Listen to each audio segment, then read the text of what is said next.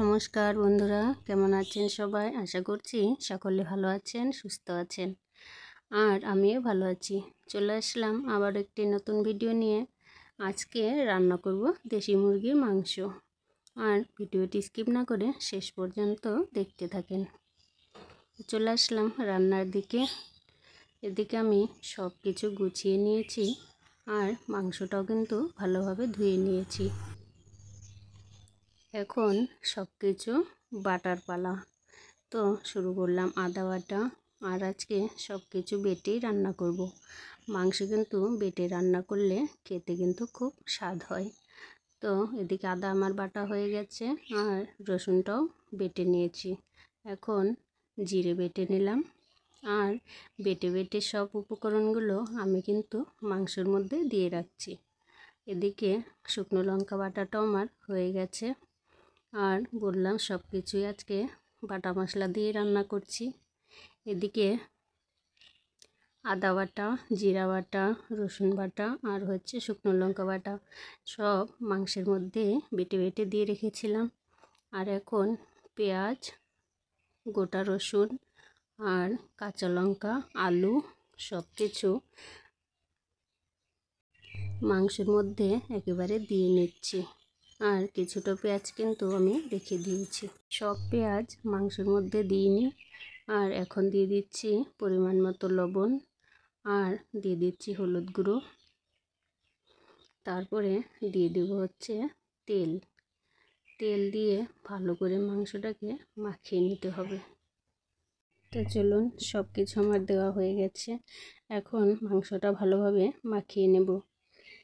আর মাংস কিন্তু যত মাখাবো তত কিন্তু তরকারি খেতে আরও স্বাদ হবে।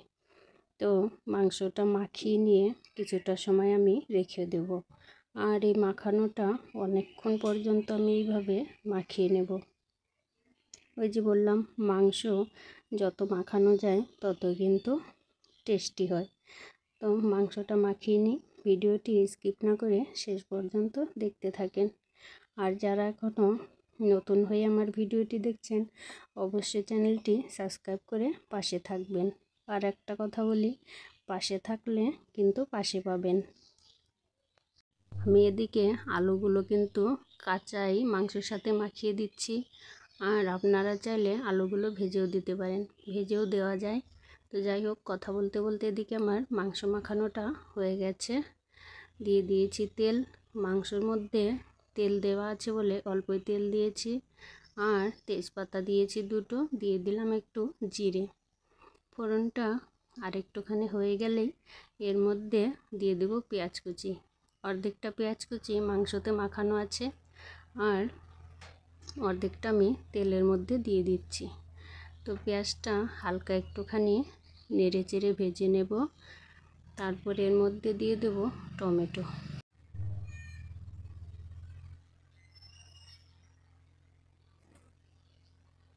পেঁয়াজটা যাতে ভালোভাবে নরম হয়ে যায় তার জন্য দিয়ে দিলাম একটুখানি লবণ। আর পেঁয়াজ ভাজার মধ্যে একটুখানি লবণ দিলে কিন্তু পেঁয়াজটা খুব সুন্দর ভাজা হয়। দিয়ে দিলাম টমেটো কুচি।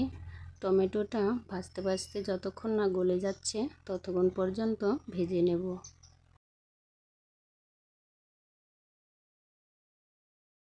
টমেটো আর পেঁয়াজ ভাজাটা কিন্তু প্রায় হয়ে এসেছে। টমেটোটা কিন্তু গলে এসেছে প্রায়। তবুও আরেকটুখানি ভেজে নেব যাতে টমেটোটা আরেকটুখানি গলে যায়। আর এমনিতেও কিন্তু টমেটোটা মাংসর সাথেও গলে যায়, তাহলেও আরেকটু ভেজে নিয়েই দিয়ে দেবো এখন মাংসটা। কত সুন্দর লাগছে মাংসটা মাখিয়ে রেখে। আর মাখিয়ে কিন্তু আমি আধ ঘন্টার মতো রেখে দিয়েছিলাম। তো এখন দিয়ে দিলাম মাংস। আস্তে আস্তে জালটা আস্তে আস্তে রেখে কষিয়ে মাংসটাকে কষিয়ে নিতে হবে। মাংস মাখানোর সময় আমি সব বাটা মশলাগুলো কিন্তু দিয়ে দিয়েছি। আর দিইনি শুধু ধনে গুঁড়োটা, কারণ ওটা গুঁড়ো বলে একটুখানি পরে দেব, না হলে মশলা কষানোর সাথে সেই গুঁড়ো মশলাটা পুড়ে যেতে পারে। তো একটুখানি ভেজে নিয়ে তারপরে এখন গামলা দিয়ে ঢেকে দেব। তাহলে মাংসটার মধ্যে যা জল আছে বেরিয়ে যাবে। এই দেখেন, অনেকটা জল বেরিয়েছিল। এখন ঢেকে কষিয়ে নেওয়াতে অনেকটাই কিন্তু ঝোল কমে গেছে। আর একটুখানি ভেজে নিলাম, প্রায় কিন্তু কষানোর শেষের দিকেই। খুব সুন্দরভাবে কষে গেছে। আর দেশি মুরগির মাংস কিন্তু একটু বেশি সময় ধরে কষাতে হয়, না হলে কিন্তু মাংসটা ভালো নরম হয় না। তো আরও কিছুক্ষণ আমি কষিয়ে নিয়েছি। দেখেন এখন মশলাটা কড়াইতে লেগে লেগে যাচ্ছে। চারদিক দিয়ে বেশি কিন্তু তেল ওঠেনি, অল্প একটুই তেল উঠেছে, কারণ মাংসতে আমি খুবই কম তেল দিয়েছি। আর দিয়ে দিলাম একটুখানি ধনে গুঁড়ো। ধনে গুঁড়োটা দিয়ে আর নাড়াচাড়া করে নিই। ধনে গুঁড়োটা কিন্তু আমার ভাজা গুঁড়ো, তাই আমি আর মশলার সাথে কষালাম না। আপনারা যদি কাঁচা ধনে গুঁড়ো দেন তাহলে একটুখানি কষিয়ে নেবেন। তো দিয়ে দিয়েছি ঝোল। আর একটুখানি আমার ঝোল লাগবে, কারণ দেশি মুরগির মাংস একটু জালও বেশি লাগে। তরকারি যত জাল হবে তরকারিটা খেতেও কিন্তু ততটাই ভালো হবে। তো এখন একটু ঢাকা দিয়ে তরকারিটা করে নিয়েছি। দেখেন অনেকটাই ঝোল শুকিয়ে গেছে, আরও একটুখানি ঝোল শুকাতে হবে। তো তরকারিটা হতে থাক, আমি এখন আপনাদের সঙ্গে কিছু কথা বলি। আপনারা ভিডিওতে এসে কমেন্ট করে চ্যানেলটি সাবস্ক্রাইব করে দিয়ে যাচ্ছেন, কিন্তু একটুখানি পরেই কিন্তু আবার চ্যানেলটিকে আনসাবস্ক্রাইব করে দিচ্ছেন। তো এরকম করবেন না। আমি কিন্তু সবার চ্যানেলে গিয়েই সাবস্ক্রাইব করে আসছি, আর কে আমার সাথে এরকম করছেন সেটা কিন্তু আমি বুঝতে পারছি না।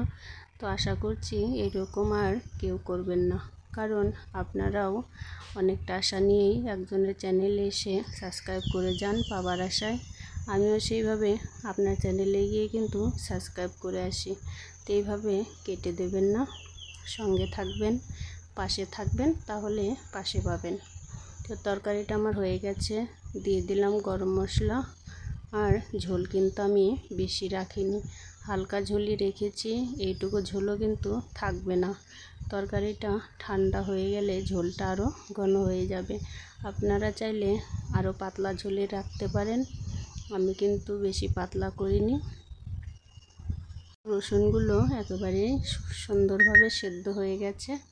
তরকারিটা নামিয়ে নিয়েছি। দেখুন কত সুন্দর হয়েছে দেখতে। তো ভিডিওটা কেমন লাগলো অবশ্যই কিন্তু কমেন্টে জানাবেন।